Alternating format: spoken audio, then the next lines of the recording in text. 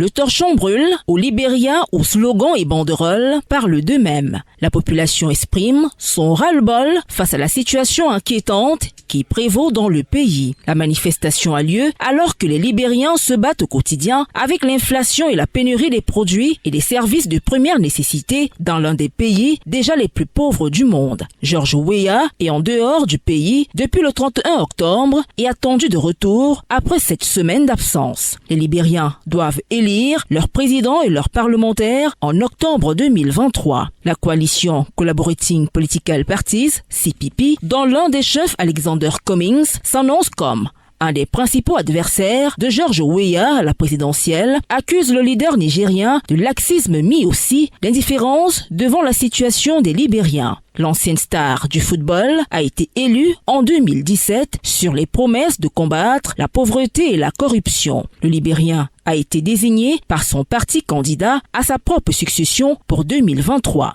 En plus des difficultés économiques, le gouvernement se débat avec l'organisation des élections et les troubles d'un recensement préalable au vote. Il est sous la pression du grand allié américain au sujet de la corruption. George Weah faisait partie des présidents de ces pays africains où des élections sont prévues en 2023 à être reçues le 14 décembre par le président américain Joe Biden. Les dirigeants ont affirmé leur engagement à tenir des élections libres, justes et transparente.